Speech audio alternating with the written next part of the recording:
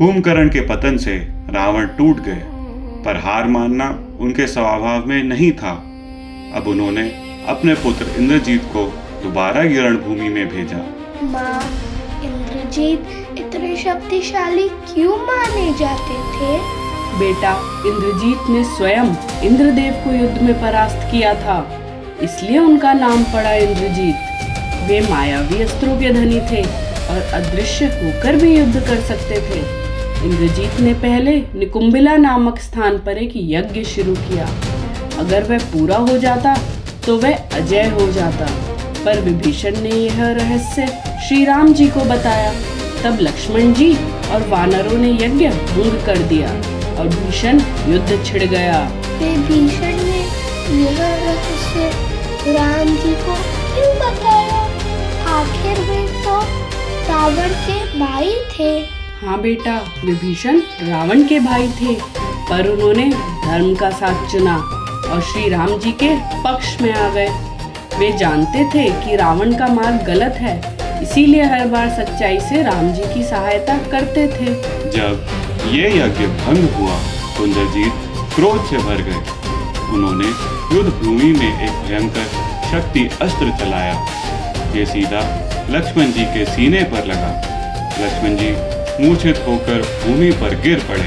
माँ, क्या लक्ष्मण जी मर गए थे? नहीं बेटा, वे मृत नहीं हुए थे, पर उनकी सांसें बहुत धीमी पड़ गई। पूरा शिविर दुख और भय से भर गया। श्री राम जी अत्यंत व्याकुल होकर बोले, अगर लक्ष्मण को कुछ हो गया तो मेरे लिए जीवन का कोई अर्थ नहीं बचेगा। तभी वानर वैद्य सुशेषण ने कहा, लक्ष्मण जी को बचाने के लिए हिमालय की द्रोणगिरी पर्वत से संजीवनी बूटी लानी होगी। हनुमान जी तुरंत तुर पड़े। पर्वत पर पहुंचकर वे जड़ी बूटियों को पहचान नहीं पाए। तब उन्होंने पूरा पर्वत ही उखाड़ लिया और लंका वापस ले आए। उस औषधि की सुगंध से लक्ष्मण जी की चेतना लौट आई और फिर वानर सेना में फिर से उत्साह भर गया। लोक कथा है कि जब हनुमान जी पर्वत लेकर लौटे तो उस पर्वत से कुछ टुकड़े धरती पर गिरे। आज भी भारत में कई पर्वत इन्हीं टुकड़ों के रूप में पूजे जाते हैं। संकट में हार मानने की बजाय हर संभव उपाय करना चाहिए। आज भी जब किसी अस्पताल में अचानक कोई गंभीर रोगी आ जाता है और दवा तुरंत उपलब्ध नहीं होती तो डॉक्टर और नर्सें हर सीमा पार करके जीवन बचाने की कोशिश करते हैं। सीख यही है, निष्ठा और समाधान ढूंढने की लगन असंभव को भी संभव बना देती है। संजीवनी से लक्ष्मण जी के बच जाने के बाद रावण का साहस डगमगा गया, पर इंद्रजीत अब भी हार मानने को तैयार नहीं थे। उन्होंने निश्चय किया, एक अंतिम और निर्णायक युद्ध होगा। माँ, जब सब योद्धा हार चुके थे तो क्या रावण को उम्मीद थी कि इंद्रजीत युद्ध का रुख बदल देंगे? हाँ बेटा, रावण मानते थे कि इंद्रजीत उनकी सबसे बड़ी आशा है, इसलिए इंद्रजीत रणभूमि में उतरे और फिर से अपनी मायावी शक्तियों का प्रयोग शुरू किया। कहा जाता है कि इन्होंने एक माया रची जिसमें सीता जी की प्रतिमा बनाकर उन्हें मार गिराया। मकसद था राम जी और वानर सेना का मनोबल तोड़ना। पर विभीषण ने सबको समझाया कि ये केवल छल है। इसके बाद असली द्वंद्व शुरू हुआ। इंद्रजीत ने नागास्त्र और अग्नि अस्त्र चलाए। लक्ष्मण जी ने भी दिव्य अस्त्रों से उनका प्रत्युत्तर दिया। दोनों रथों पर सवार होकर घोर युद्ध कर रहे थे। धरती कांप रही थी, आकाश गूंज रहा था। युद्ध लंबा खिंचता गया, पर धीरे धीरे इंद्रजीत की माया कमजोर पड़ने लगी। लक्ष्मण जी हर बार उनकी चाल को काट देते। तो माँ, अंत कैसे हुआ? अंततः लक्ष्मण जी ने भगवान श्री राम जी की कृपा से इंद्रास्त्र छोड़ा। वह सीधा इंद्रजीत के हृदय में लगा। इंद्रजीत रणभूमि में गिर पड़े और वहीं उनका अंत हो गया। वानर सेना ने जयकार की और देवताओं ने फूलों की वर्षा की। केवल ताकत और चालाकी हमेशा विजय नहीं दिलाते।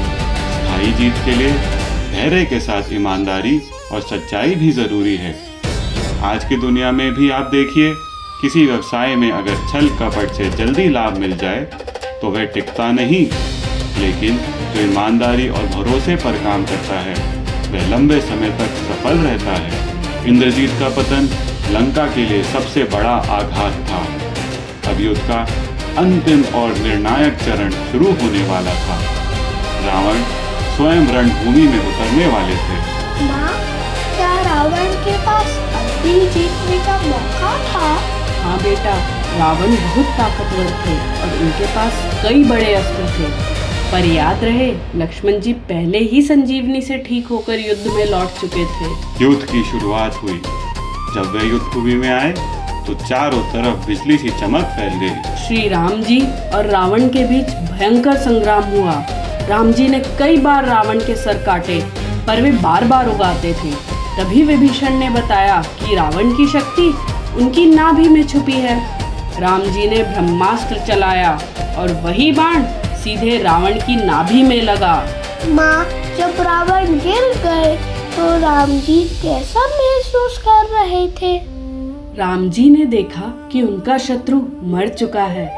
उनके चेहरे पर शांति थी, पर आंखों में करुणा और दुख भी था, क्योंकि किसी का प्राण लेना दुखद होता है। और साथ ही रावण तो बहुत ज्ञानी और शिव जी के परम भक्त थे। रावण ने भी अपनी आखिरी सांस में राम जी का ही नाम लिया था। फिर भी राम जी ने धर्म निभाया, विभीषण को कहकर रावण का अंतिम संस्कार कराया। सबसे बड़ी मुश्किल भी सही योजना और धैर्य से जीती जा सकती है। आज भी जब कोई बड़ी परीक्षा या मुश्किल प्रोजेक्ट सामने हो तो घबराने की जरूरत नहीं। अगर हम शांत मन से सही तरीका अपनाएं तो जीत हमारी ही होगी। रावण के अंत के साथ ही अधर्म की हार और धर्म की विजय हुई। यही विजयदशमी है। यही दशहरा हमें हर साल याद दिलाता है, सत्य चाहे देर से जीते पर उसकी जीत निश्चित है।